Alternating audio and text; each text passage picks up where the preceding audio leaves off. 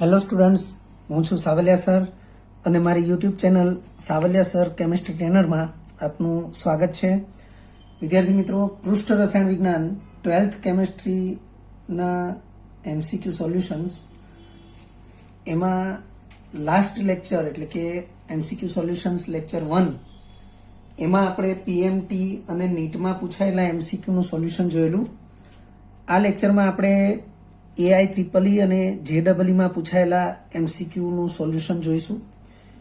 વિદ્યાર્થી મિત્રો, આના પછી જે લેક્ચર 3 આવશે એમાં આપણે JEE ઓનલાઈનમાં પૂછાયેલા પ્રશ્નોના સોલ્યુશન વિશે અભ્યાસ કરીશું.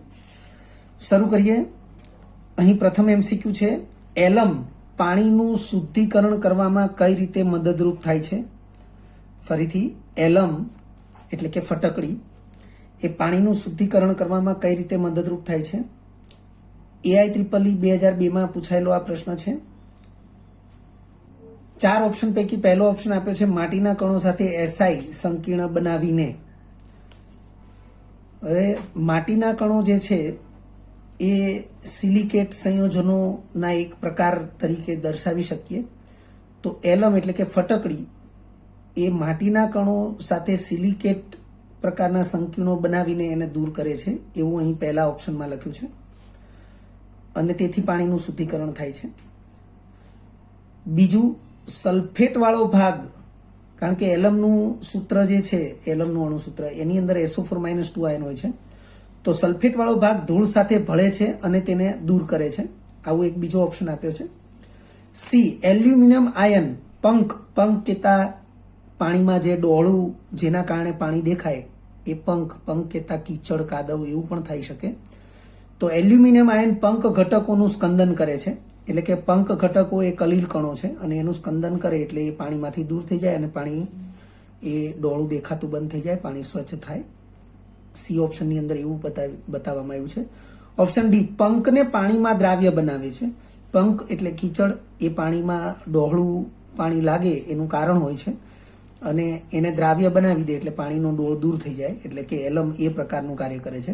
ટૂંકમાં 4 પૈકી કોઈ એક સાચું કાર્ય એલમનું છે જેનાથી પાણી શુદ્ધ થાય છે. તો અહીં આપણે ઉકેલ તરીકે જોઈએ તો વિધાન સી એટલે કે વિકલ્પ સી એ સાચો વિકલ્પ દર્શાવવામાં આવ્યો છે. તો કઈ રીતે વિકલ્પ સી સાચો છે? એટલે કે ફટકડી દ્વારા પાણીનું શુદ્ધિકરણ એ એલ્યુમિનિયમ આયન પંખ ઘટકોનું સ્કંદન કરે છે એ પ્રકારે કઈ રીતે સાચું છે એની સમજૂતી વિશે આપણે જોઈએ. તો સૌથી પહેલા મેં લખ્યું છે એલમ એટલે કે ફટકડી, એનું પ્રમાણ સૂચક સૂત્ર KAlSO4 twice × 12H2O આ પ્રકારનું એનું પ્રમાણ સૂચક સૂત્ર છે. આ એનું અણુસૂત્ર નથી. ફટકડીનું અણુસૂત્ર આ પ્રકારે થશે, K2SO4 × Al2SO4 thrice × 24H2O. વિદ્યાર્થી મિત્રો, આ એનું અણુસૂત્ર છે. ફટકડીને દ્વિક્ષાર કહે છે.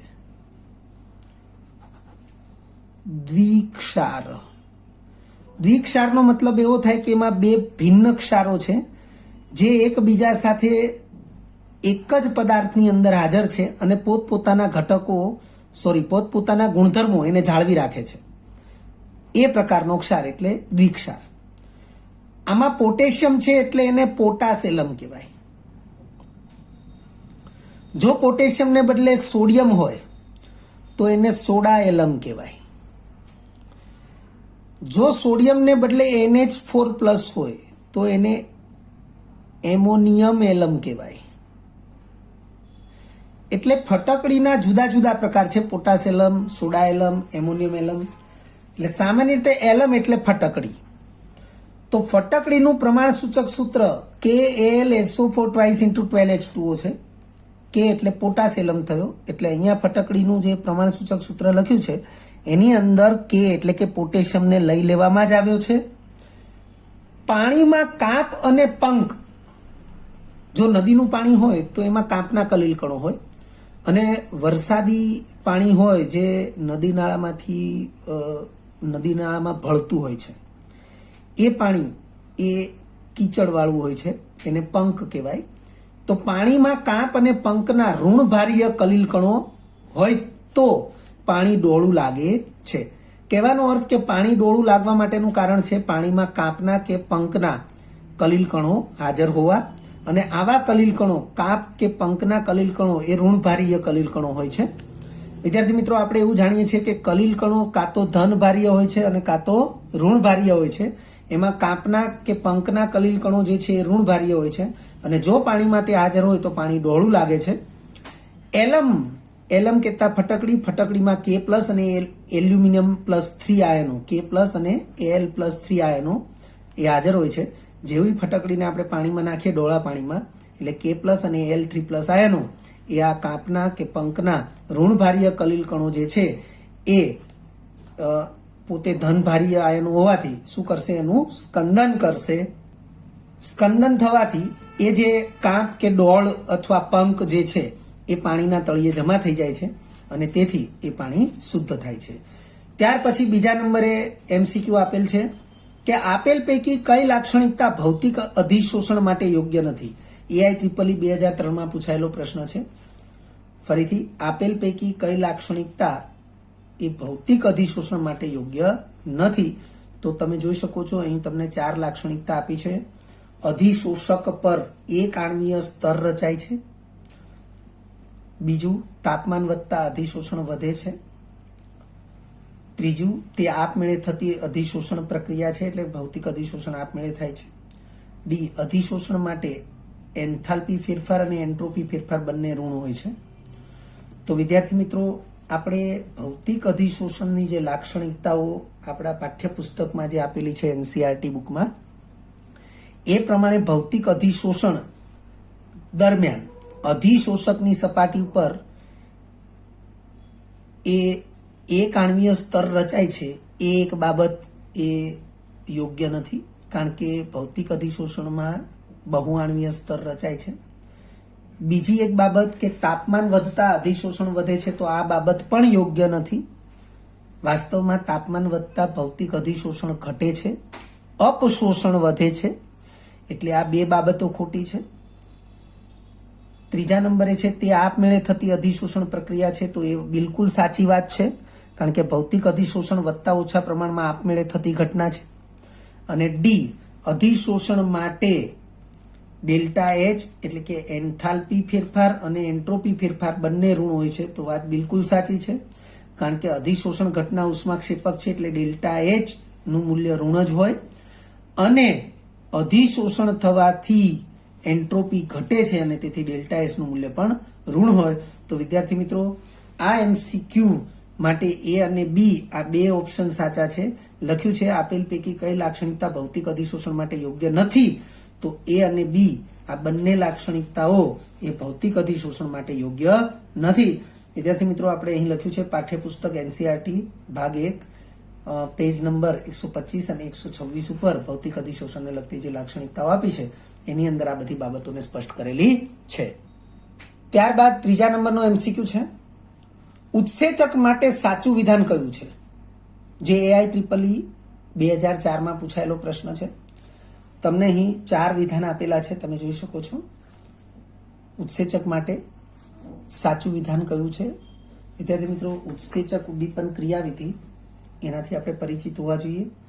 ઉત્સેચક ઉદ્દીપનની ક્રિયાવિધિ વિશેનો અભ્યાસ એ આપણે NCERT લેવલે ખૂબ જ અગત્યનો છે, અને JEE NEET લેવલે પણ એમાંથી MCQ પૂછાતા હોય છે. અહીં તમને 4 ઓપ્શન આપેલા છે.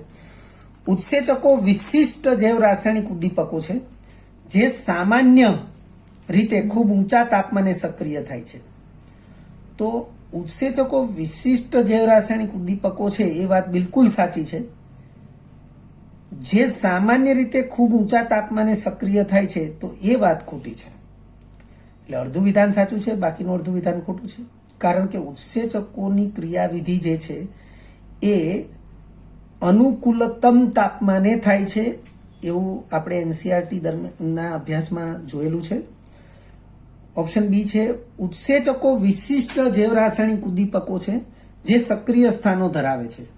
તો એકદમ સાચી વાત છે, કારણ કે આપણે ઉત્સેચક ઉદ્દીપનની ક્રિયાવિધિ છે એમાં તાળું કૂચી નમૂનો આપણે જોયેલો છે, અને એની અંદર આપણને એવું સ્પષ્ટીકરણ કરેલું છે. કે ઉત્સેચકો વિશિષ્ટ જૈવરાસાયણિક ઉદ્દીપકો છે જે સક્રિય સ્થાનો ધરાવે છે. ઓપ્શન સી છે ઉત્સેચકો વિશિષ્ટ જૈવરાસાયણિક ઉદ્દીપકો છે જેના પર ઝેરીકરણની અસર થતી નથી. તો આ પણ ખોટી વાત છે, ઉત્સેચકો ઉપર ઝેરીકરણની અસર થાય છે. અને ઓપ્શન ડી ઉત્સેચકો સામાન્ય રીતે વિવિધ તત્વોના બનેલા ઉદ્દીપકો છે એટલે કે વિષમાંગ છે. તો બિલકુલ ખોટી વાત છે, કારણ કે ઉત્સેચક ઉદ્દીપન ક્રિયાવિધિ એ સજીવ શરીરમાં થતી ક્રિયાવિધિ છે અને તે સમાંગ પ્રણાલીમાં થતી ઉદ્દીપન પ્રક્રિયા છે. અને તેથી આપણે કહી શકીએ કે ઉત્સેચક ઉદ્દીપન એ વિષમાંગ નથી પરંતુ સમાંગ છે. એટલે કે આ વિધાન એ પણ આ ખોટું વિધાન છે. એટલે ફક્ત એક જ સાચું વિધાન છે, ઓપ્શન બી. તો ઉકેલ તરીકે આપણને ઓપ્શન બી જ આપેલો છે.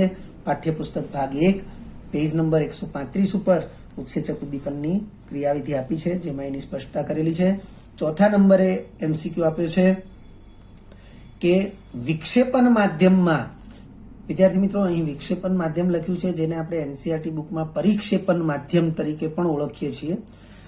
ફક્ત માધ્યમ એવા શબ્દનો પણ ઉલ્લેખ થયેલો છે પાઠ્યપુસ્તકની અંદર. તો આપણે એ બાબતને ધ્યાનમાં રાખીશું કે વિક્ષેપન માધ્યમ એ જ પરિક્ષેપણ માધ્યમ, એ જ ફક્ત માધ્યમ. તો વિક્ષેપન માધ્યમમાં આયન 3 હાઇડ્રોક્સાઇડ, વિદ્યાર્થી મિત્રો આયન 3 હાઇડ્રોક્સાઇડ એનો મતલબ થશે FeOH થ્રાઇસ.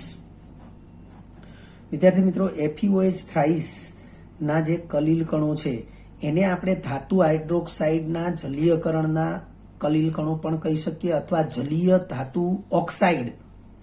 કારણ કે FeOH થ્રાઇસ છે એ વાસ્તવમાં Fe2O3 ઇન્ટુ XH2O અને X તરીકે આપણે 3 વિચારીએ તો આપણે એને આ પ્રમાણે સમજી શકીએ 2 FeOH થ્રાઇસ. તો એને આપણે Fe2O3 તરીકે વિચારીએ તો Fe2 છે. ઓક્સિજન 3 દુ 6 છે તો 3 ઓક્સિજન અહીંયા છે, અહીંયા 3 લખીશ X ના સ્થાને તો 3 ઓક્સિજન થશે. હાઇડ્રોજન 3 દુ 6 છે તો 3 દુ 6 હાઇડ્રોજન થશે. એટલે કે એને જળયુક્ત ધાતુ ઓક્સાઇડ ના કલીલ પણ કહી શકાય. એટલે ધાતુ હાઇડ્રોક્સાઇડ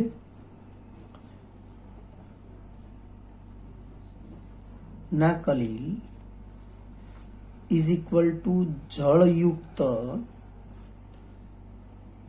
ધાતુ ઓક્સાઇડ ના કલીલ. વિદ્યાર્થી મિત્રો આપણી એનસીઈઆરટી બુકની અંદર જળયુક્ત ધાતુ ઓક્સાઇડના કલીલ આવા શબ્દોનો ઉલ્લેખ છે જેને આપણે ધાતુ હાઇડ્રોક્સાઇડના કલીલ તરીકે પણ ઓળખી શકીએ છીએ. એનસીઈઆરટી ના લેક્ચર્સમાં પણ આપણે આવી બાબતોની સ્પષ્ટતા કરેલી છે અને આ જેડબલઈ નીટના લેક્ચરમાં પણ આપણે આવી બાબતનો ખુલાસો કરતા રહીએ છીએ. તો ફરીથી વિક્ષેપણ માધ્યમમાં આયન 3 હાઇડ્રોક્સાઇડ કલીલ અને ગોલ્ડ વિલે અનુક્રમે ધન અને ઋણ વીજભારિત છે. અર્થ કે FeOH થ્રાઇસનો કલીલ જે છે એ ધનભારીય છે અને ગોલ્ડ વિલે એ ઋણભારીય છે. હું અહીં બીજી એક સ્પષ્ટતા કરી દઈશ કે કોઈ પણ ધાતુ વિલેય, ફક્ત ગોલ્ડ લખ્યું છે અહીં, એવી રીતે કોઈ પણ ધાતુ વિલેય હશે એ ધાતુ વિલેય હંમેશા ઋણ વીજભારિત છે. પાઠ્યપુસ્તકમાં ધનભારીય અને ઋણભારીય કલીલ અથવા ધનભારીય અને ઋણભારીય કલીલ વિલેય એનું એક કોષ્ટક આપેલું છે અને એની અંદર તમે જોઈ શકો છો કે ધાતુ વિલેય એને ઋણભારિત કલીલ તરીકે જ દર્શાવેલા છે. તો આગળ વધીએ. વિક્ષેપણ માધ્યમમાં આયન 3 હાઇડ્રોક્સાઇડ કલીલ અને ગોલ્ડ વિલેય અનુક્રમે ધન અને ઋણ વીજભારિત છે. અર્થ કે આયન હાઇડ્રોક્સાઇડ FeOH થ્રાઇસનો જે કલીલ છે એ ધનભારીય કલીલ છે અને ગોલ્ડ વિલેય છે એ ઋણ વીજભારિત કલીલ છે. તો નીચેના પૈકી કયું વિધાન ખોટું છે? AIEEE 2005માં પૂછાયેલો પ્રશ્ન છે. તમને અહીં 4 ઓપ્શન આપેલા છે, 4 વિધાન આપેલા છે. પહેલું વિધાન લખ્યું છે મેગ્નેશિયમ ક્લોરાઇડ અને આયન 3 હાઇડ્રોક્સાઇડની મેગ્નેશિયમ ક્લોરાઇડ એ આયન 3 હાઇડ્રોક્સાઇડની સાપેક્ષે ગોલ્ડ સોલનું સરળતાથી સ્કંદન કરે છે. બીજું વિધાન મેગ્નેશિયમ ક્લોરાઇડ એટલે MgCl2. વિદ્યાર્થી મિત્રો આપણને અહીં જે નામ આપ્યા છે એ નામ જે પદાર્થોના છે એ પદાર્થો પણ આપણને યાદ હોવા જરૂરી છે, એના સૂત્રો આવડતા હોવા જરૂરી છે. કારણ કે જો તમે સૂત્રો નહીં જાણતા હોય પદાર્થોના તો પણ અમુક માહિતીના અભાવને કારણે આપણે એમસીક્યુમાં સાચો ઓપ્શન પસંદ કરી શકતા નથી. બીજા નંબરે છે સોડિયમ સલ્ફેટ, એનું અણુસૂત્ર Na2SO4, એ પણ આપણને ખ્યાલ હોવો જરૂરી છે. સોડિયમ સલ્ફેટનું દ્રાવણ બંને સોલનું સ્કંદન કરે છે. બંને સોલના મિશ્રણમાં કોઈ અસર જોવા મળતી નથી. કયું વિધાન ખોટું છે એ પસંદ કરવાનું છે. બંને સોલના મિશ્રણમાં કોઈ અસર જોવા મળતી નથી. અને ડી, વિદ્યુત કણ સંચાલનથી બંને સોલમાં સ્કંદન જોવા મળે છે. તો વિદ્યાર્થી મિત્રો, કયું વિધાન ખોટું છે એના માટે ઉકેલ તરીકે આપણને વિકલ્પ સી આપેલો છે. કારણ કે તમે જોઈ શકો છો લખ્યું છે ઉકેલ તરીકે વિકલ્પ સી, કારણ કે બે વિરુદ્ધ વીજભારિત સોલ છે, ધન અને ઋણ, અને એ સોલને મિશ્ર કરવામાં આવે અને કોઈ જ અસર જોવા ન મળે એવું ક્યારેય શક્ય નથી. કારણ કે બે વિરુદ્ધ વીજભારિત સોલ એ મિશ્ર થશે એટલે બંને એકબીજાના સ્કંદનને પ્રેરે છે, એટલે કે મિશ્રણની અંદર બંને સોલનું સ્કંદન થાય છે. એટલે બંને સોલનું જો સ્કંદન એટલે કે અવક્ષેપન થતું હોય તો એ આપણે પ્રત્યક્ષ નરી આંખે જોઈ શકીએ છીએ. એટલે વિધાન સી એ ખોટું આવશે. આપણે વિશેષ માહિતી જોઈ લઈએ. કારણ કે બંને સોલ પરસ્પર વિરુદ્ધ વીજભારિત હોવાથી જો તેને મિશ્ર કરવામાં આવે તો બંને સોલ એકબીજાને વીજ તટસ્થ કરે છે અને પરિણામે સ્કંદન પ્રેરાય છે. વિદ્યાર્થી મિત્રો, એક વિશેષ નોંધ આપણે અહીં લખી છે, નોંધ કરીને વિકલ્પ એની અંદર મેગ્નેશિયમ ક્લોરાઇડનો ઉલ્લેખ થયો છે, MgCl2, જેના બે ઘટક આયનો છે Cl- અને Mg2+. હવે Cl- કે જેનો વીજભાર -1 છે અને પોતે વીજભારી રીતે ઋણ વીજભારિત છે, અને ઋણ વીજભારિત હોવાથી ધન વીજભારિત સોલ એટલે કે FeOH થ્રાઇસનું સ્કંદન કરશે, અને Mg2+ આયનો જે છે એ ધન ભારીય આયનો છે, એ ઋણ વીજભારિત ગોલ્ડ વિલયનું સ્કંદન કરશે. પણ તમે જોઈ શકો છો કે Cl- નો વીજભાર -1 છે અને Mg2+ એનો વીજભાર +2 છે. વીજભાર વધુ તેમ સ્કંદન શક્તિ વધુ. તો અહીં લખ્યું છે એમાં એ ઓપ્શનની અંદર કે મેગ્નેશિયમ ક્લોરાઇડ એ આયન 3 હાઇડ્રોક્સાઇડની સાપેક્ષે ગોલ્ડ સોલનું સરળતાથી સ્કંદન કરે છે. તો એ વિધાન સનાતન સત્ય છે. એટલે લખ્યું છે કે વિધાન એ મુજબ MgCl2 ના ઘટક આયનો પૈકી Cl- આયનો દ્વારા ધન ભારીય સોલ FeOH થ્રાઇસનું સ્કંદન થાય છે, પરંતુ તેની સાપેક્ષે Mg2+ આયનો દ્વારા ઋણ ભારીય સોલ ગોલ્ડ વિલયનું સરળતાથી સ્કંદન થાય છે. કારણ કે Cl- એ -1 વીજભારિત છે, Mg2+ એ +2 વીજભારિત છે. એટલે જેમ વીજભાર વધુ એમ હાર્ડી-સુલ્ઝના નિયમ પ્રમાણે જે તે આયન એની સ્કંદન શક્તિ વધુ હોય છે, અને તેથી MgCl2 દ્વારા FeOH થ્રાઇસનું સ્કંદન થાય એની સાપેક્ષે ગોલ્ડ વિલયનું અથવા તો ગોલ્ડ સોલનું સરળતાથી સ્કંદન થાય છે. ઓપ્શન બી ની અંદર જે છે, ઓપ્શન બી અને ઓપ્શન ડી, કે સોડિયમ સલ્ફેટનું સૂત્ર જે છે Na2SO4, Na2SO4 માં પણ બે Na+ આયનો છે અને SO4 2- આયન છે. વોટ એવર, પણ અહીં જે વિકલ્પ લખ્યો છે એમાં સાપેક્ષમાં કોનું વધારે કોનું ઓછું એવી વાત નથી થઈ. અહીં લખ્યું છે સોડિયમ સલ્ફેટનું દ્રાવણ બંને સોલનું સ્કંદન કરે છે. એટલે ગોલ્ડ વિલયની અંદર સોડિયમ સલ્ફેટ ઉમેરવામાં આવે તો પણ સ્કંદન થશે ગોલ્ડ વિલયનું, કારણ કે ગોલ્ડ વિલય ઋણ ભારીય છે અને Na+ આયનો એ ગોલ્ડ વિલયનું સ્કંદન કરી શકે છે. એવી રીતે જો FeOH થ્રાઇસના કલિલમાં Na2SO4નું દ્રાવણ ઉમેરવામાં આવશે તો FeOH થ્રાઇસનું કલિલ એ ધન ભારીય છે, તો ઋણ આયનો એનું સ્કંદન કરી શકે છે. અને એ જ રીતે ડી ઓપ્શન પણ સાચો છે, કારણ કે વિદ્યુત કણ સંચાલનથી કોઈ પણ વીજભારિત સોલ છે એનું સ્કંદન જોવા મળે છે. 5મા નંબરનો MCQ છે, કલિલ કણોનું કદ Vc અને સાચા દ્રાવણમાં દ્રાવ્ય કણોનું કદ Vs હોય તો બંનેની સરખામણી દર્શાવતું સાચું પરિણામ દર્શાવો. AIEEE 2005માં પૂછાયેલો પ્રશ્ન છે. ફરીથી કલિલ કણોના કદ માટેની સંજ્ઞા Vc લીધેલી છે, વોલ્યુમ ઓફ કોલોઇડ. અને સાચા દ્રાવણમાં દ્રાવ્ય કણોના જે કદ છે એની માટેની સંજ્ઞા VS લીધી છે, વોલ્યુમ ઓફ સોલ્યુન્ટ. તો VC અને VS એ બંનેના કદની સરખામણી દર્શાવતું સાચું પરિણામ. તો અહીં તમે જોઈ શકો છો VC/VS બધામાં આપ્યું જ છે. આ નિયરલી 1 છે, આ નિયરલી 10⁻³ છે, આ નિયરલી 10⁻³ છે, આ નિયરલી 10⁻³ છે.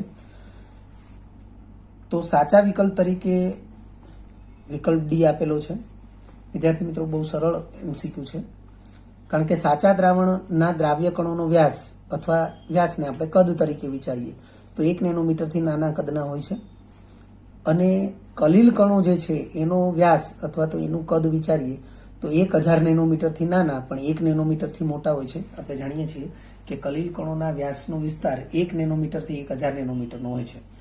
એટલે એની લાસ્ટ બોર્ડર સાચા દ્રાવણના જે દ્રાવ્ય કણો છે એના માટે 1 નેનોમીટરથી નાના, અને કલીલમય કણોના વ્યાસ માટે વિચારીએ તો 1000 નેનોમીટરથી નાના. એટલે એની જે છેલ્લી બોર્ડર લાઈન છે 1 નેનોમીટરથી નાના, 1000 નેનોમીટરથી નાના. તો આ જે કલીલ કણોનો વ્યાસ કે કદ છે એને VC કહીએ, અને સાચા દ્રાવણના દ્રાવ્ય કણો છે એ VS છે. એટલે લખ્યું છે આથી કલીલ કણોનું કદ છેદમાં દ્રાવ્ય કણોનું કદ, કલીલ કણોનું કદ VC છે છેદમાં VS લીધું છે. તો 1000 નેનોમીટર નિયરલી છેદમાં 1 નેનોમીટર, તો 1000/1 એટલે 10⁻³ થશે. એટલે આપણા માટે વિકલ્પ ડી એ સાચો રહેશે. 6થા નંબરે MCQ છે લેંગમૂર અધિશોષણમાં ઘન સપાટી પર વાયુના અધિશોષણ માટે. તો વિધાન અધૂરું છે, અને એ અધૂરું વિધાન આપણે આ વિકલ્પોમાં આપેલ વિધાનો દ્વારા પૂર્ણ કરવાનું છે. તો AIEEE 2006માં પૂછાયેલો પ્રશ્ન છે. વિદ્યાર્થી મિત્રો, તમે જોઈ શકો છો કે આ ચેપ્ટરની અંદર લગભગ ગણતરીને લગતી કોઈ બાબત આવતી હોય એવા MCQનો સમાવેશ નથી, પરંતુ માહિતી પ્રદાન પ્રશ્નો અને માહિતી જે મતલબ એને લગતા જે પ્રશ્નો છે એની સવિશેષ હાજરી જોવા મળે છે. તો ફરીથી લેંગમૂર અધિશોષણમાં ઘન સપાટી પર વાયુના અધિશોષણ માટે. વિદ્યાર્થી મિત્રો, લેંગમૂર અધિશોષણ સમતાપી આપણે NCERT બોર્ડ લેવલે ફક્ત ફ્રુન્ડલીચ અધિશોષણ સમતાપીનો અભ્યાસ કરેલો છે, પરંતુ આપણે JEE નીટના કોન્સેપ્ટ લેક્ચરમાં લેંગમૂર અધિશોષણ સમતાપી વિશેનો અભ્યાસ કરેલો છે. તો અહીં 4 વિધાન આપ્યા છે, પૈકી એક વિધાન એ આનું પૂરક વિધાન છે. તો આ પ્રકારે લેંગમૂર અધિશોષણમાં ઘન સપાટી પર વાયુના અધિશોષણ માટે સપાટી પરના અધિશોષિત અણુઓનો વિઘટનનો દર સપાટી પર આધાર રાખતો નથી. સપાટી પર કોઈ એક બાજુ પરના અધિશોષણમાં ઘણા બધા અણુઓ એક જ સમયે ભાગ લે છે. ખોટું વિધાન છે, પહેલું વિધાન પણ ખોટું છે. સપાટી પર અધિશોષણ પામેલો વાયુનો જથ્થો એ વાયુના દબાણના સમપ્રમાણમાં હોય છે, સાચું વિધાન છે. અને ડી, સપાટી પર અધિશોષણ પામેલો વાયુનો જથ્થો એ વાયુના દબાણથી સ્વતંત્ર હોય છે. તો વાસ્તવમાં લેંગમૂર અધિશોષણ ઘટનાનો અભ્યાસ કરીએ એ દરમિયાન આ વિધાન જે છે એના માટે વિધાન સી એ પૂરક વિધાન તરીકે સૌથી વધુ યોગ્ય છે. એટલે ઉકેલ તરીકે સી આપ્યું છે. આપણે JEE નીટના કોન્સેપ્ટ લેક્ચરની અંદર લેંગમૂર અધિશોષણ સમતાપીનું જે સમીકરણ જોયું છે એ સમીકરણ આ પ્રમાણે છે: x/m = a/p/1 + b/p. હવે આ સમીકરણ મુજબ x છે એ અધિશોષિત વાયુનો જથ્થો છે. x/m ને આપણે અધિશોષણની માત્રા કહેલી છે. તમારે TTL લેક્ચરનો અભ્યાસ કરવો જરૂરી છે. અને આ જ સમીકરણના એક સ્વરૂપ મુજબ લખ્યું છે, જેના એક પરિણામ મુજબ x/m ચલે છે p થાય છે, અને x/m ચલે છે p થાય એનો અર્થ કે x ચલે છે p થાય. અર્થ કે એ વિધાન જે છે x એટલે અધિશોષિત વાયુનો જથ્થો, p એટલે વાયુનું દબાણ છે. તો લેંગમૂર અધિશોષણમાં ઘન સપાટી પર વાયુના અધિશોષણ માટે સપાટી પર અધિશોષણ પામેલો વાયુનો જથ્થો એક્સ એ વાયુના દબાણના સમપ્રમાણમાં હોય છે, એટલે એક્સ ચલે છે પી. 7મા નંબરે એક એમસીક્યુ છે. એ, બી, સી અને ડી 4 જુદા જુદા રક્ષક કલીલ જે આપ્યા છે અને એના સુવર્ણ આંક ગોલ્ડ નંબર અનુક્રમે 0.50, 0.01, 0.10 અને 0.005 એ આપ્યા છે. એટલે કે રક્ષક કલીલ, વિદ્યાર્થી મિત્રો આપણે થોડી એવી વાત કરીએ કે રક્ષક કલીલ એ લાયોફિલિક કલીલ છે. એટલે આવા લાયોફિલિક કલીલ એ લાયોફોબિક કલીલનું રક્ષણ કરતા હોય છે અને તેથી લાયોફિલિક કલીલ જે છે એ રક્ષક કલીલ તરીકે ઓળખાય છે. તો ફરીથી જોઈ લઈએ કે એ, બી, સી અને ડી એ 4 રક્ષક કલીલ છે અને તેના સુવર્ણ આંક એ આપણને આપ્યા છે. તો તેઓની રક્ષણ ક્ષમતાનો સાચો ક્રમ જણાવો. AIEEE 2008માં પૂછાયેલો પ્રશ્ન છે. તમને 4 વિવિધ પ્રકારના સાપેક્ષ ક્રમ આપેલા છે. તો એ પૈકી ઉકેલ તરીકે આપણને સાચો વિકલ્પ બી દર્શાવેલો છે. એટલે કે રક્ષક કલીલ એની સાપેક્ષે રક્ષક કલીલ સી એની રક્ષણ ક્ષમતા વધુ છે, એની સાપેક્ષે બીની રક્ષણ ક્ષમતા વધુ છે અને ડીની રક્ષણ ક્ષમતા સૌથી વધુ છે. હવે આવું કઈ રીતે છે? તો આપણે JEE નીટના કોન્સેપ્ટ લેક્ચર, TTL લેક્ચરની અંદર આપણે રક્ષણ કલીલના સુવર્ણ આંક વિશે અભ્યાસ કરેલો છે અને એમાં આપણે આ પ્રકારનું એક સૂત્ર પણ જોયેલું છે કે રક્ષણાત્મક ક્ષમતા અથવા રક્ષણ ક્ષમતા ચલે છે 1 સુવર્ણ આંક. અર્થ કે સુવર્ણ આંક જેટલો ઓછો તેટલી રક્ષણાત્મક ક્ષમતા વધુ, સુવર્ણ આંક જેટલો વધુ તેટલી રક્ષણાત્મક ક્ષમતા ઓછી. તો તમે અહીં જોઈ શકો છો કે જે એ તરીકે જે રક્ષક કલીલ આપ્યું છે એનો સુવર્ણાંક વધારે છે. સુવર્ણાંક વધારે તો રક્ષણ ક્ષમતા ઓછી, એટલે એની રક્ષણ ક્ષમતા સૌથી ઓછી આપી છે. એવી રીતે ડી તરીકે જે રક્ષક કલીલ આપ્યો છે તેનો સુવર્ણ આંક એ સૌથી ઓછો છે અને સુવર્ણાંક સૌથી ઓછો તેની રક્ષણ ક્ષમતા સૌથી વધારે. તો આપણે આ પ્રમાણે દર્શાવેલું છે કે અહીં સુવર્ણ આંકનો ચડતો ક્રમ, તો ડીનો સુવર્ણ આંક સૌથી ઓછો છે 0.005, બીનો સુવર્ણાંક 0.01 છે, સીનો સુવર્ણાંક 0.10 છે અને એનો સુવર્ણાંક 0.50 છે. એટલે સુવર્ણાંકના ચડતા ક્રમમાં જો આપણે કલીલને દર્શાવીએ તો આ પ્રકારે થશે અને તેથી રક્ષણ ક્ષમતાનો સાપેક્ષ ક્રમ એ આનાથી ઉલટો વિકલ્પ બી પ્રમાણે રહેશે. 8મો MCQ છે. ભૌતિક અધિશોષણના સંદર્ભમાં ખોટું વિધાન કયું છે? વિદ્યાર્થી મિત્રો તમે જોઈ શકો છો કે ભૌતિક અધિશોષણના સંદર્ભમાં આપણને આ જે MCQ પૂછાયો એવો આ લેક્ચરની અંદર બીજો MCQ છે. ભૌતિક અધિશોષણના સંદર્ભમાં આ પ્રકારનું જે પરિબળ છે અથવા તો ભૌતિક અધિશોષણનો આ પ્રકારનો અભ્યાસ છે એ સાપેક્ષ અભ્યાસ છે રાસાયણિક અધિશોષણના સંદર્ભમાં અને તેથી આવા સાપેક્ષ અભ્યાસનું મહત્વ વધારે છે એવું આપણે જોઈ રહ્યા છીએ. તો આગળ વધીએ. AIEEE 2009માં પૂછાયેલો પ્રશ્ન છે અને તમને ખોટું વિધાન કયું છે એવું પૂછ્યું છે. એટલે અહીં તમને 4 વિધાન આપેલા છે. તો આવા અભ્યાસ કે જેમાં આપણે લાઈન ટુ લાઈન એટલે કે દરેક વિધાન એને આપણે ખાસ ધ્યાનથી સમજવું જરૂરી છે અને એના આધારે આપણે એના MCQને સોલ્વ કરી શકીએ છીએ. 4 ઓપ્શન એટલે 4 વિધાન આપ્યા છે કે તે વાન્ડર વાલ્સ બળોના કારણે થાય છે. તો ભૌતિક અધિશોષણ એ વાન્ડર વાલ્સ બળોના કારણે થાય છે એ વિધાન સત્ય છે. ભૌતિક અધિશોષણ સરળતાથી પ્રવાહીકરણ પામતા વાયુઓ એ જલ્દીથી અધિશોષિત થાય છે. તો એ વિધાન પણ સાચું છે.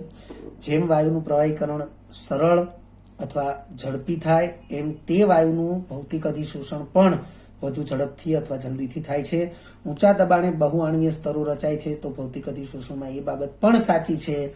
ડી તો ડેલ્ટા એચ એટલે કે અધિશોષણ એન્થાલ્પીનું મૂલ્ય ઓછું અને ધન હોય છે. તો વિદ્યાર્થી મિત્રો આપણે એ બાબતથી પરિચિત છીએ કે ભૌતિક અધિશોષણ માટે એન્થાલ્પી ફેરફારનું મૂલ્ય ઓછું તો હોય છે પરંતુ ઋણ હોય છે, કારણ કે અધિશોષણ ઘટના ઉષ્માક્ષેપક છે એ ભૌતિક અધિશોષણ હોય કે રાસાયણિક અધિશોષણ હોય, ડેલ્ટા એચ નું મૂલ્ય હંમેશા ઋણ હોય છે.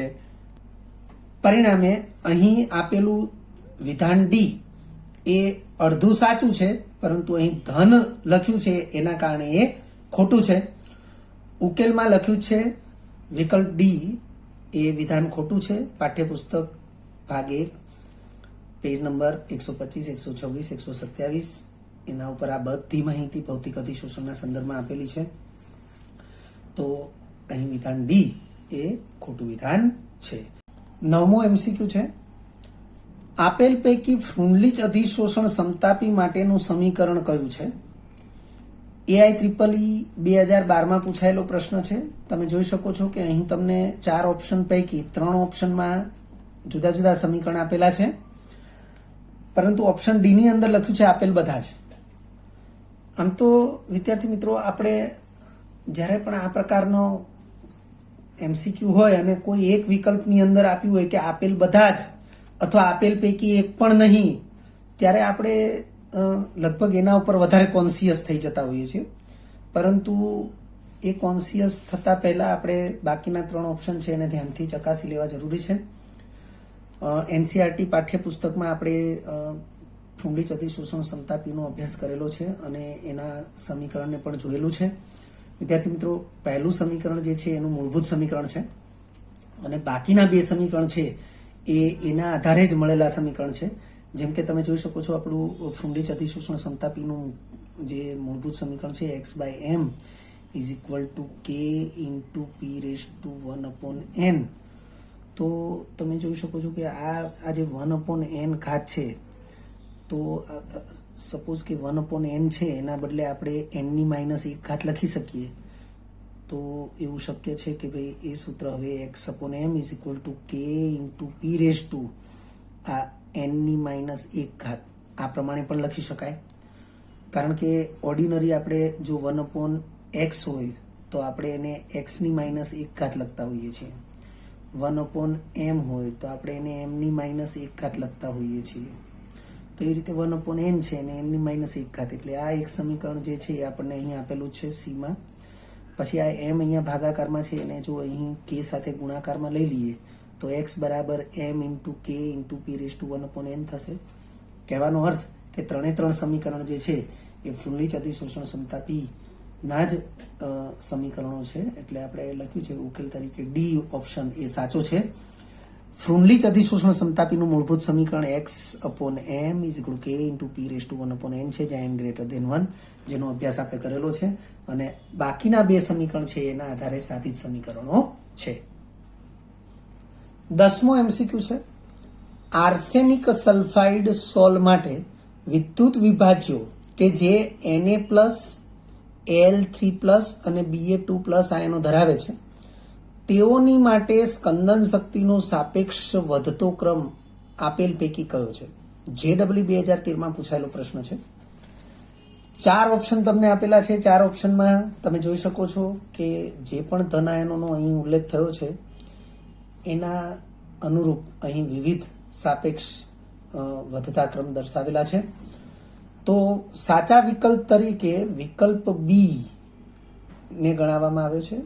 પાઠ્યપુસ્તક ભાગ 1 એમાં પેજ નંબર 144 ઉપર આના વિશેની માહિતી આપી છે અને એ માહિતીથી પણ આપણે NCERT ના અભ્યાસ દરમિયાન પરિચિત થયેલા છે. હાર્ડી-સૂઝનો નિયમ, તો હાર્ડી-સૂઝના નિયમ મુજબ સ્કંદન કરતા આયનનો વીજભાર વધુ તેમ તેની સ્કંદન શક્તિ વધુ હોય છે.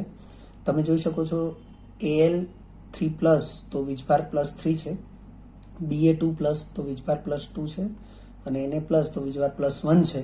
તો સૌથી વધુ વીજભાર એલ્યુમિનિયમનો છે, એલ્યુમિનિયમ આયનનો, એટલે એની સ્કંદન શક્તિ સૌથી વધારે હોય. અને સૌથી ઓછો વીજભાર Na+ આયનનો છે +1, એટલે એની સ્કંદન શક્તિ સૌથી ઓછી હોય છે. એટલે કે લખ્યું છે કે સ્કંદન શક્તિ આયનના વીજભારના સમપ્રમાણમાં હોય છે. અહીં As2S3 આર્સેનિયસ સલ્ફાઇડ જેનો ઉલ્લેખ અહીં થયો છે, એ આર્સેનિયસ સલ્ફાઇડ એ કલીલ, એ ઋણભારીય કલીલ છે અને એ આપણે જાણતા હોવા જોઈએ. NCERT પાઠ્યપુસ્તકની અંદર કોષ્ટક આપેલું છે તે કયા કલીલ ધનભારીય હોય, કયા કલીલ ઋણભારીય હોય. તો એ કોષ્ટક ખાસ મોઢે હોવું જરૂરી છે, કારણ કે આવી જે પણ કોષ્ટકને લગતી માહિતી છે એ થિયરિકલ પ્રશ્નોને બદલે MCQ આધારિત જે પ્રશ્નો છે એમાં વધારે ઉપયોગી નીવડતી હોય છે. તો S2S3નું કલીલ એટલે કે આર્સેનિયસ સલ્ફાઇડનું કલીલ છે એ ઋણભારીય કલીલ હોય છે, અને ઋણભારીય કલીલના સ્કંદન માટે જ આવા ધન આયનો છે એ સ્કંદન કરતા આયનો તરીકે વર્તી શકે છે. એટલે લખ્યું છે તેથી ધન આયનો જ સ્કંદન કરતા આયનો હોય. આપેલ આયનો એટલે કે Na+, Al3+ અને Ba2+ એ આપેલ આયનો છે. આપેલ આયનો માટે વીજભાર એટલે કે સંયોજકતાનો ચડતો ક્રમ તો +1 ની સાપેક્ષે +2 એ સંયોજકતા મોટી છે, અને એની સાપેક્ષે +3 એ મોટી સંયોજકતા છે, અને એ પ્રમાણેનો સંયોજકતાનો ચડતો ક્રમ હોવાથી સ્કંદન શક્તિનો જે સાપેક્ષ વધતો અથવા ચડતો ક્રમ જે છે એ વિકલ્પ બીમાં જે આપ્યો છે એ પ્રમાણેનો જ રહેશે. ત્યાર પછી 11મા નંબરે MCQ છે ફ્રુન્ડલીચ અધિશોષણ સમતાપી માટે log x/m વિરુદ્ધ log p નો આલેખ દોરવામાં આવે તો આપેલ પૈકી કયું વિધાન સાચું છે? k અને n બંને અચળ છે. વિદ્યાર્થી મિત્રો, ફ્રુન્ડલીચ અધિશોષણ સમતાપી સમીકરણ જે છે એનાથી આપણે પરિચિત છીએ જ, અને એમાં k અને n અચળાંકો છે એનાથી પણ આપણે પરિચિત છીએ. સો ધેટ કે અહીં આપણે આલેખ log x/m વિરુદ્ધ log p એના વિશે આપણે જાણતા હોવા જરૂરી છે. JEE 2016માં પૂછાયેલો પ્રશ્ન છે. તો આગળ વધીએ. 4 વિધાન આપ્યા છે આપણને. 1/n આંતરછેદ બનશે, ફક્ત 1/n ઢાળ બનશે, log 1/n આંતરછેદ બનશે, k અને 1/n બંને ઢાળ બનશે. તો વિદ્યાર્થી મિત્રો, ઉકેલ તરીકે વિધાન બી જે છે એ સાચું છે. પાઠ્યપુસ્તકમાં ભાગ 1ની અંદર પેજ નંબર 127 ઉપર ફ્રુન્ડલીચ અધિશોષણ સમતાપી વિશેનો વિસ્તૃત અભ્યાસ આપ્યો છે. આ જે સમીકરણ છે એના લઘુગુણક સ્વરૂપને આધારે આપણે જે આલેખની ચર્ચા કરેલી છે એ આલેખના ઢાળ માટેના જ અહીં આપણને વિધાન આપેલા છે, ઢાળ અને આંતરછેદ માટેના. તો જોઈ લઈએ. log x/m = 1/n + log p + log k એ આ જે ફ્રુન્ડલીચ અધિશોષણ સમતાપી સમીકરણ છે એનું લઘુગુણક સ્વરૂપનું સમીકરણ છે, અને આ સમીકરણને આપણે y = mx + c સાથે સરખાવીએ તો log x/m એ y અક્ષ ઉપર રાખવાનો થશે, log p x અક્ષ ઉપર રાખવાનો થશે, આલેખ સીધી રેખા જ મળશે, અને આ 1/n એ જ ઢાળ થશે, log k જે છે એ આંતરછેદ થશે. તો અહીં જે 4 વિધાન આપ્યા છે એમાં આંતરછેદના સંદર્ભમાં આ 2 વિધાન છે, ઢાળના સંદર્ભમાં આ 2 વિધાન છે. તો 1/n ઢાળ થાય એવું ફક્ત ને ફક્ત વિધાન બીમાં લખ્યું છે, અને બાકીના વિધાન જે છે એ યોગ્ય નથી. એટલે સાચું વિધાન કયું છે? તો વિધાન બી જ સાચું ગણાશે. તો આપણે લખ્યું છે log x/m વિરુદ્ધ log p ના આલેખનો ઢાળ એ 1/n થશે, તેમજ y અક્ષ સાથેનો આંતરછેદ એ log k જેટલો થશે. તો ઢાળ અને આંતરછેદના સંદર્ભમાં જે બે વિધાન એટલે કે ટોટલ 4 વિધાન આપ્યા છે એ પૈકી ઢાળના સંદર્ભમાં ફક્ત વિધાન બી જે છે એ જ યોગ્ય છે. ત્યાર પછી 12મા નંબરે MCQ આપ્યો છે આપેલ પૈકી કઈ પરિસ્થિતિઓ સંતોષાય ત્યારે જ ટિન્ડલ અસર જોવા મળે છે? JEE 2017નો પ્રશ્ન છે. વિદ્યાર્થી મિત્રો, NCERT બુકમાં ટિન્ડલ અસર કલીલ કણોના ગુણધર્મો મુખ્ય ટાઇટલ, એના અંતર્ગત ટિન્ડલ અસર અને ટિન્ડલ અસર ઉદ્ભવવા માટે જરૂરી 2 શરતો જે છે એ 2 શરતો જો તમને યાદ હોય તો આ પ્રકારના જે MCQ છે એને આપણે સરળતાથી ઉકેલી શકીએ છીએ. તમને અહીં 4 વિધાન આપ્યા છે. 4 વિધાન એટલે 4 શરતો છે, અને 4 શરતો પૈકી 2 શરતો એ સંતોષાય તો અને તો જ ટિન્ડલ અસર જોવા મળે. તો 4 શરતો જે આપી છે એમાં પહેલી છે વિક્ષેપિત કણોનો વ્યાસ પ્રકાશની તરંગ લંબાઈ કરતાં ઘણો નાનો હોય ત્યારે, વિક્ષેપિત કણોનો વ્યાસ પ્રકાશની તરંગ લંબાઈ કરતાં વધુ નાનો ન હોય ત્યારે, ઘણો નાનો હોય ત્યારે અને ઘણો નાનો ન હોય ત્યારે. ત્રીજા નંબરે છે વક્રીભવન ઘાતાંક ના મૂલ્યો પરિક્ષેપિત કલા અને પરિક્ષેપણ માધ્યમ બંને માટે મોટા ભાગે સમાન હોવા જોઈએ. ચોથા નંબરે છે વક્રીભવન ઘાતાંકના મૂલ્યો પરિક્ષેપિત કલા અને પરિક્ષેપણ માધ્યમ એ બંને માટે મોટા પ્રમાણમાં અલગ પડવા જોઈએ. તો વિદ્યાર્થી મિત્રો, આ જે 4 શરતો છે એ પૈકી કઈ 2 શરતોનું પાલન થાય તો અને તો ટિન્ડલ અસર જોવા મળે, તો 4 ઓપ્શન તમને આપ્યા છે. પહેલા ઓપ્શનમાં લખ્યું છે પહેલી અને ચોથી શરતનું પાલન થાય તો જ ટિન્ડલ અસર જોવા મળે. ઓપ્શન બી ની અંદર લખ્યું છે બીજી અને ચોથી શરતનું પાલન થાય તો અને તો જ ટિન્ડલ અસર જોવા મળે. ઓપ્શન સી ની અંદર લખ્યું છે આઈ અને ટ્રિપલ આઈ એટલે કે પહેલી અને ત્રીજી શરતનું પાલન થાય તો જ ટિન્ડલ અસર જોવા મળે. અને ઓપ્શન ડી પ્રમાણે બીજી અને ત્રીજી શરતનું પાલન થાય તો અને તો જ ટિન્ડલ અસર જોવા મળે. તો વિદ્યાર્થી મિત્રો, સાચા વિકલ્પ તરીકે આપણને વિકલ્પ બી આપેલો છે. પાઠ્યપુસ્તકના પેજ નંબર 141 ઉપર એની વિશેષ માહિતી આપેલી છે. એ 2 શરતો એટલે કે અહીં આપેલી બીજી અને ચોથી શરત, એ બીજી અને ચોથી શરતનું પાલન થાય તો અને તો જ ટિન્ડલ અસર જોવા મળે. એટલે કે પરિક્ષેપિત કણોનો વ્યાસ, વિક્ષેપિત કણો એટલે પરિક્ષેપિત કણો, એ જ કલીલ કણો, એનો વ્યાસ પ્રકાશની તરંગ લંબાઈ કરતાં વધુ નાનો ન હોવો જોઈએ. અને ચોથું એટલે કે બીજી શરત, વક્રીભવન ઘાતાંકના મૂલ્યો એ પરિક્ષેપિત કલા અને પરિક્ષેપણ માધ્યમ એ બંને માટે મોટા પ્રમાણમાં અલગ પડવા જોઈએ. તો આ 2 શરતો વિશેની સમજૂતી આપણે એનસીઆરટી લેક્ચરમાં પણ આપેલી છે. તો તમારે એનસીઆરટી લેક્ચર પણ અભ્યાસ કરી લેવો જરૂરી છે. વિદ્યાર્થી મિત્રો, કેટલીક એક્સ્ટ્રા માહિતી મેં અહીં આપેલી છે, એને પણ ધ્યાનમાં રાખવી જરૂરી છે. કારણ કે આ પ્રકારના પ્રશ્નોની અંદર જે શબ્દો વપરાયા છે એ શબ્દોને બદલે કદાચ બીજા શબ્દો વપરાય તો પણ આપણને એ ખ્યાલ આવવો જોઈએ. જેમ કે પરિક્ષેપિત કણો, એને જ વિક્ષેપિત કણો કહી શકાય.